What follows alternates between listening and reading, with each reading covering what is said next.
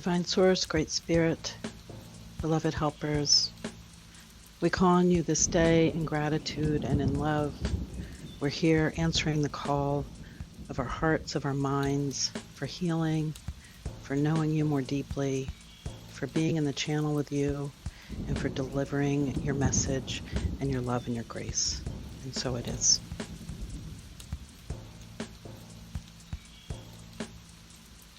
Yeah, thank you, and welcome to Talking Spirit. Welcome back, actually. My name is Jutta, and I'm here with my lovely friend Elizabeth. Greetings, everyone. Yeah, and we've recently reconnected out of a little bit of a hiatus, and are feeling a spark again to return with some recordings. And just like the prayer said, just listen to the spirit and see what sort of messages are inspiring and wanting to come through. And when we connected a couple of days ago, there was a word that Elizabeth said to me again, which came up a lot when I was actually living with her a long while ago. And that word is streamlining. And something about that word, when you said it, it just kind of stuck in my mind because I haven't quite assimilated that word into my vocabulary, but I later sat with it in prayer, and the word I think that I use is simplicity, and simplicity of the spirit. So yeah, I think that feels like our entryway into a little talk with spirit today. As you were opening, I was flashing back to, I think, one of our biggest conversations about the idea of you coming to stay with me a few years ago. And I had the fire in me that day, and I was, very animated. And I remember using that word, streamlining. And it was funny, you told me, during our time when you were staying with me about who I reminded you of. It like brought up some ideas about some people that you knew. And it was just a funny thing because it really isn't a word that I use much either. So it was a thing that became kind of humorous in my mind, but there it was again, as you said, it's shown up quite a few times. And for me, my spiritual journey has felt often and looked kind of messy at times. And it looked and felt that way, particularly in the early days, because the mind is so confused and this world is meant to distract us and keep us from that direct channel with source. And so for me, it was a lot of who am I? Where am I? What's going on? How do I navigate this messy world and my messy mind? And so it's actually been a heart's calling, which I think is the case for all of us, is that deep call of the spirit saying, come back to me and rest with me. I'm the only thing you want, Elizabeth. I'm the only thing that's going to give you a peace of mind, that's going to give you peace in your heart. And that has been proven to me over and over again and has become my experience more and more as I've walked through, with the spirit guiding me through this purification process. So that's what shows up for me, is like, here we are again with really that conversation again. And it's a very different conversation today than it was 3 or 4 or whatever years ago. Yeah. I actually don't remember that initial conversation where you first brought it up, but I can feel that then streamlining, the idea of streamlining felt really uncomfortable because it would mean being less comfortable, being less on my butt, if that makes sense. I think it's just, I think it meant a much more active calling on spirit for really anything, and more responsibility as well. So I think, even when it came up this time, again, just going into prayer with that word, like, is that something that applies to me? Am I really streamlined? And, I think in some ways I probably am not fully streamlined, but it is a journey. And I do have a prayer always for simplicity and having the Spirit come through really, really simply in his message to me, so that I know exactly what I'm supposed to be doing. And I think what just comes up now is our conversation around my visa process that I'm currently researching. And I said to you that it's a very complicated process, and I've been reaching out to people that know how complicated it is. And what you said to me just really struck me, because it's like, oh yeah, duh, that's exactly what I should be doing. You said, well, you probably should be going to somebody who doesn't think that it's complicated. And it was almost like a little bonk on the head, like, oh, right. So I guess there are some things that where I'm still accepting of the idea that they're just complicated, and that's just the way they are, and there's no way that they could be simpler. So yeah, I guess it's just a constant prayer, this idea of simplifying and streamlining, and I think that's what it's been for you as well. Mm-hmm.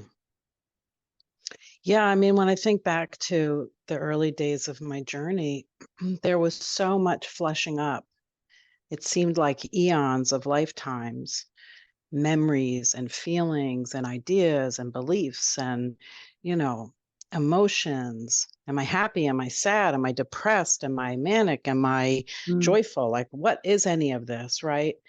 I didn't have a roadmap. I didn't have people in my life that felt like guides to me, right? I felt like I had been thrown into a messy cauldron of other messy minds. And somewhere along the way, the desperation had me regularly dropping to my knees, admitting that I had no idea how to function in this world. I used to look around as a kid. My mother had said to me, somewhere in my teens, I used to watch you as a kid if we'd go somewhere in the world, and you'd always be looking around with these wide eyes, taking it all in. And I was looking around going, wow, what is going on here? This doesn't make any sense to me. So, from a very early age, I knew there was a disconnect within myself and with how the world seemed to operate and how I related to it. And I couldn't reconcile it. And nothing about my life, school, relationships, family, jobs, money, none of it was helpful in helping me to do any better with it. Right. And I was looking for solutions, but I was looking in all the wrong places, as they say, and the failure at life, even though I seemed to have a great job, even though I seemed to have risen up the ladder, even though I seemed to have the boyfriend who was really loving and cute and all that, right? All the bells and whistles of the world, I still felt like hell, and it still didn't make any sense to me, right? So even though it looked like I was succeeding in life, I never felt that way. And most people I've ever talked to, if they admit it, they felt the same way too. So anyway, the journey for me at that time was about facing all this stuff. And it was anything but feeling simple, right? And that was like 35 some years ago. So, and it was, the whole lifetime of spirit showing me this stuff. It's not like I wasn't being shown it as a kid. I just didn't have a way to understand what spirit was trying to say to me, right? So yeah, the purification process, in a lot of ways, you could say is the simplification process. It's the process of being divested from all of these thoughts and emotions and beliefs and getting back to, well, what's real and true? What's real and true is the divine. And that's pretty much it. But getting to that place or staying in that place then becomes like the tightrope walk, right? Yeah. Yeah, I think something that the spirit kind of made much simpler recently for me and my partner is this whole visa process, because in some ways it felt like we were like stuck in this timeline of how things needed to happen so that the whole process would be successful. Mm-hmm. And we could feel like in our minds it just continued getting tighter and tighter and more uninspiring, even though it does feel like in the grand sense the right direction.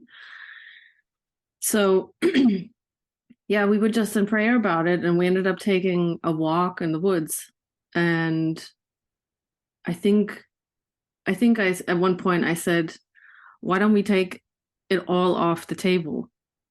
And in a sense, it's almost like we would have to restart everything, and because of all the specifics around it that I don't need to get into, but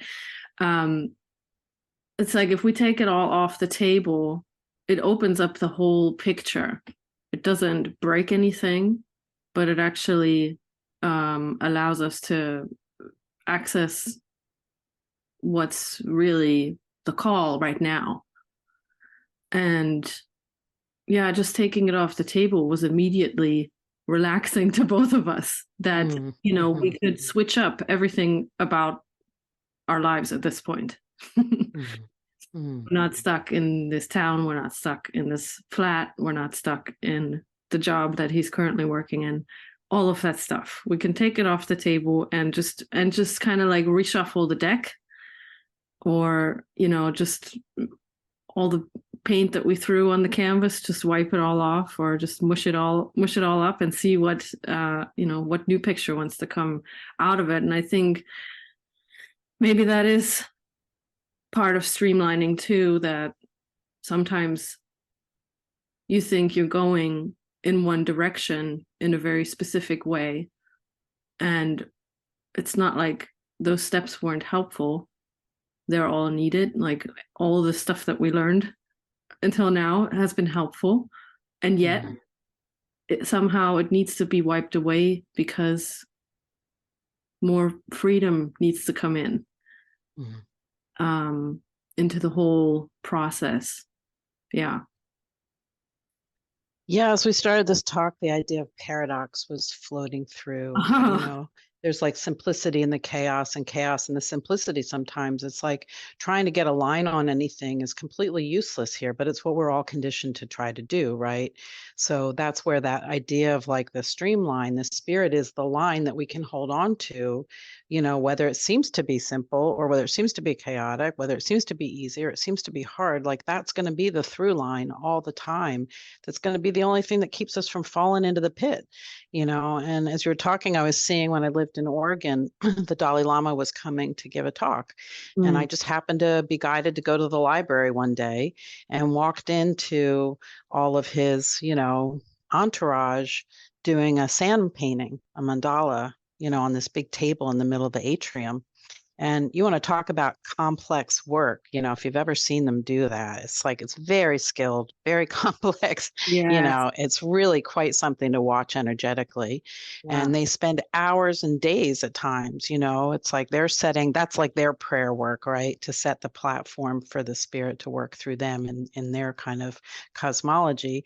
And then as soon as they've done their work, boom, off it goes. They blow it all away, and some people would say, but it's so beautiful, but it's so this, it's so that. You spend so much time, and they're just like, yeah, nothing here is going to be permanent. Let go and let the divine, I don't know what their language is, not God, but right, let it go. And that is sometimes, right, how we get back to simplicity. The mind is generating so much confusion and so much data and so much importance and so much significance and so much we got to try to make it work and make it happen. And it's like, yeah, how's it working for you? Stressing me out. Right? Yeah. And so those lessons, so to speak, I've needed those reminders over and over and over and over and over again. It's just a constant. And it seems like the spirit has to use different forms for me to get the same message over and over again. Who's in charge, Elizabeth? Ah, I'm Mm. not in charge. Okay, great. Who's going to make it happen for you? Oh, I think I'm going to make it happen. I should put some effort in. How'd that work for you? It exhausted me and burnt me out, right? I mean, I've needed to be shown these things 10 ways to Sunday, not because the spirit isn't direct, but because I have had a messy mind at times because I've thought there were more important things to put my attention on, right? Yeah. So those are great. I was thinking as we were getting ready to talk, I remember in some of the talks we did before, you were really good at communicating that message of like, what's the practical application of this in my life? What's that look like, And so it's great that you're bringing the examples of like, how's this showing up in my life? This listening to spirit and trying to be in the flow and, staying present to what's showing up in my mind. It's a really great example of it. Yeah. Yeah, I don't know. That's just where my mind always goes back to, like, what does it look like practically? That's where things get really inspiring for me, and that's where I feel like it's really helpful to speak about it as well, because our minds are so used to the specifics. And like, I know for myself, hearing practically how something works for somebody on this path is so helpful. And Yes. yeah, and just yeah, just as I think as you're sharing about the mandala, that's exactly what I was thinking about too. I just couldn't quite put my finger on the exact picture. Mm-hmm. The sand mandala, exactly. And I think, yeah, maybe streamlining and simplifying is like really just another word for letting go and letting the spirit do the work. Uh, Mm-hmm. like that's like the ultimate streamlining, isn't it? The Yeah, streamline straight to the spirit. totally. Yeah. And that's where I want to be. That is totally where I want to be. And, we talked before starting the recording, were we going to open with a prayer? And for me, that's simplicity. It's how I've been guided to start my day, for many, many years. That's been my opener for the day.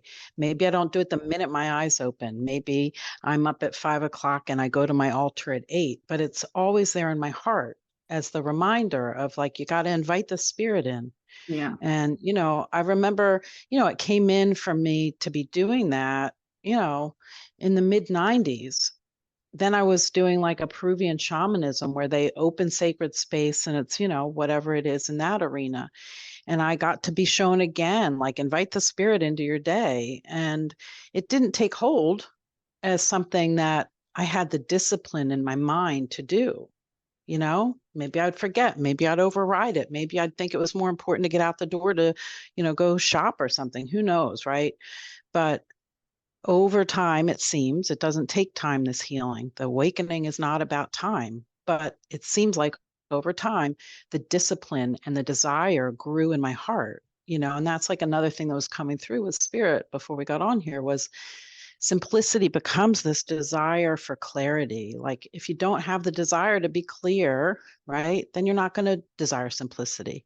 If you don't have the desire to know yourself truly, then who cares, right, about your messy mind? Yeah. But we've had this desperate call in our hearts to free ourselves up, and we've just heard that call loudly enough that it's gotten our attention over and over again. We might default back into old thinking, old behavior, whatever, trying to run the show again. But that desire keeps pushing us forward and keeps, calling us to remember. And, you know, the streamlining really does become over and over again. And this was the other thing. There were some symbols of peace that came right before. Mm.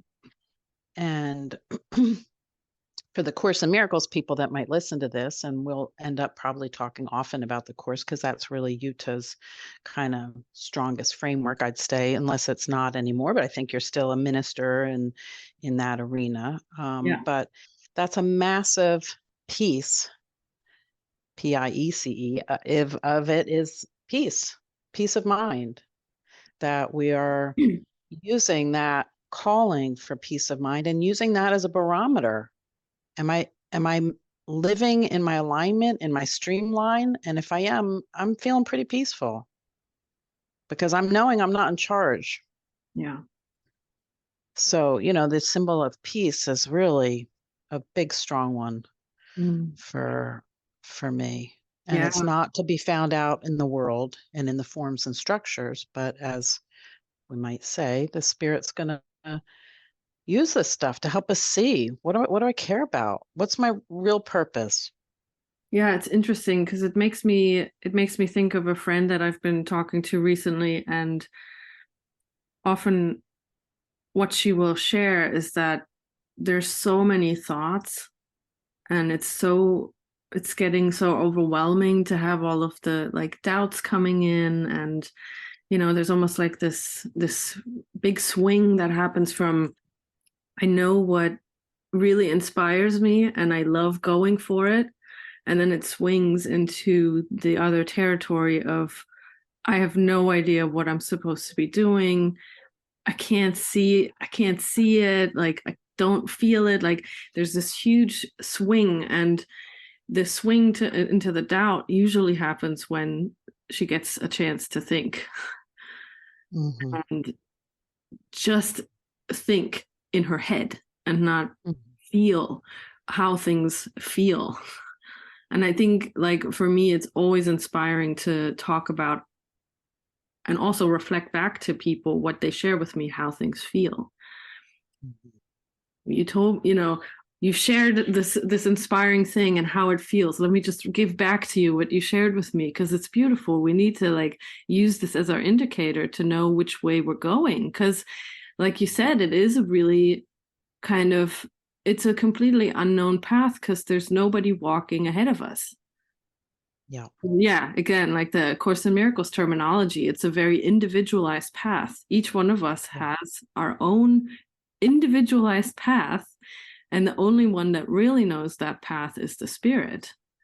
So Mm-hmm. he's the only one that we can go to for direction. Mm-hmm. And when we try to figure it out and think about it logically with our little brain, it really, like, it can seem like you're getting somewhere with all the thinking and you're looking at all the different aspects and making the right choice, and this makes sense and this doesn't make sense, and this is irrational and this is rational. But the end result usually of that kind of process is not peace. Mm-hmm. And it's really in that place where we finally come to see that it's painful what we're doing to ourselves when we're doing all that thinking and surrendering, letting go, like you said, letting go and really giving the whole thing over to the spirit. That's when really the clarity can come in. And I think that is streamlining, and it is Mm-hmm. simplifying. Mm-hmm. And Yeah. it can be really scary. Yes. Yes, yes. I mean, the old, like, you need not pass this way that the ego delivers all the time relative to our stinky minds, our thoughts that are abusive and dark and all that. We have to be available to look at those things, but the personality, the personas, the masks will say, don't worry about it. And the feelings, forget it, right? You don't want to go there. You want to feel good. Go distract yourself, go for a run, go get a drink, go whatever, right? I mean, we've got millions of versions of how we try not to face ourselves with the spirit. But the simplification process for me, for sure, has been this constant, paying attention without being hyper vigilant, right? Because that's an ego trick, right? It's like, stay present, stay awake and aware, but the whole, like, I've got to torture myself with this, I've been through that many times. But it's like I've had to sit and look at belief after belief. Oh, the early bird catches the worm. We had birds coming up. The early bird catches the worm. I had to look at those beliefs in competition. Am I doing enough? Am I going to make it? Will I have what I need to retire, even though I'm 25? Whatever, right? I mean, had to look at like the minutia of beliefs that were driving me. And then I had to look at the minutia of emotions that were driving me. I feel inferior. There seems to be this rage in my mind about, I'm not good enough or whatever, right? And as there's a willingness, and as you said, to have somebody to walk with you, and it may just be the spirit at times in your own mind, but maybe it's going to be a Yuta on the phone with you, helping you to see more clearly, right? I've had countless people to help me with my thinking. Vital, Absolutely. vital, because sometimes we can't trust ourselves to know that we can hear the spirit. I heard the spirit as a kid. I heard specific things over and over again. And because I had reflections of, oh, she's talking to her imaginary friends again, I started to doubt it. So when spirit came really loud back in my mind in my 20s, it was like, wait a minute, I must be nuts, right? Mm. But I wasn't. I was given guidance. Oh, I need to put in my request for vacation at my job because I want to go to England to help somebody when they have their baby. And I got to put it in a month ahead. And this person doesn't know when their due date is. Guess what? I'm on the train one day and I hear the date to get the ticket for. And guess who showed up at the hospital an hour before the baby was born? I did, because Spirit told me when to get the ticket for, right? A month in advance. I was 2 hours ahead of the baby coming. Right? So over and over again, the spirit is there to say, here's how you do it. And the doubt thoughts, as you mentioned, they're just the trick of the mind. They're the trick of the ego. I don't want you to believe in spirit and in what spirit wants to do through you. I want to run your show because it's fun to torture you. Yeah. Yeah. It's hell. It's hell. Not listening to spirit is hell. And when I look at my life and I look at the seeming players in my life and the things that I seem to have done, the ego is about destruction and death. It is about destroying everything possible. If it needs to take you out with the body, fair enough. If it needs to take you out with your finances, that'll work just fine, right? Whatever it is, right? It's constantly trying to have the upper hand. Mm-hmm. And that's a recipe for hell. That's it. There it is, right?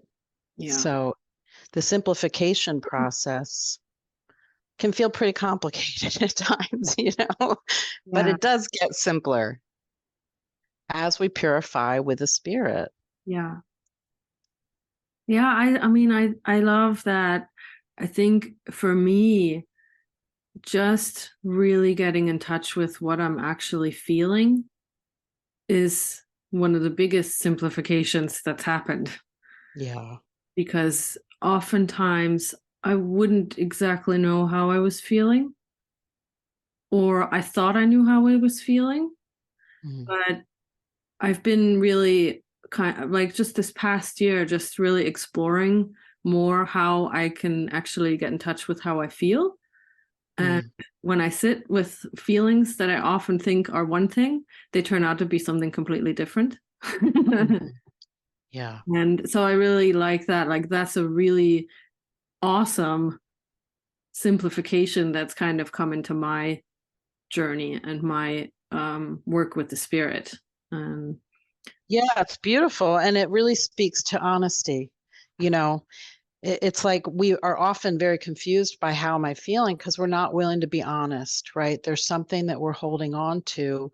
We think we're not going to get what we want. We think the person's going to reject us. If I really say I'm effing furious right now, I'm going to lose love, right? Whatever it is. And in your community, Living Miracles, which is where Yuta, has had a backdrop of support and involvement in ministry and all these beautiful things that she's done. You've had the gift of no private thoughts, no people pleasing, all of these concepts of, well, how do you get to really know the spirit in your mind? Is by being honest. You can't work in the seeming world playing games and trying to obscure the truth from others and play all these mental mind games and emotional manipulation and think that you're going to have peace of mind. Mhm. Honesty is vital. The spirit knows everything. Spirit knows everything all your quirks, all your kinks, you know, Yeah. you can't hide it. And you've learned, as have I over time, why try to hide it? Yeah, it's very painful. It's very painful, especially when you try to hide stuff from yourself. Totally. It's Yeah. the worst. It's the worst betrayal. Yeah. So yeah, and I think that's like a beautiful simplicity that I love to get into as well. Just like just the question, like, well, how does this make you feel? How do you feel about this? Oh, Yeah. you're feeling some kind of vibration. You don't quite know what it is. Well, let me just sit with it and Mm. let's see what it is. And usually when I feel like I'm not feeling good, there's actually just a lot of energy moving through Mm. because something like there's a shift in my world, a shift in what's happening around me, and like it's almost like I'm like readjusting, and anytime I sit with that feeling, it just opens up into uh usually excitement, actually, like real Mm. excitement, not crazy excitement, Mm. but just like the almost like there's a surprise waiting, a good surprise. Mhm.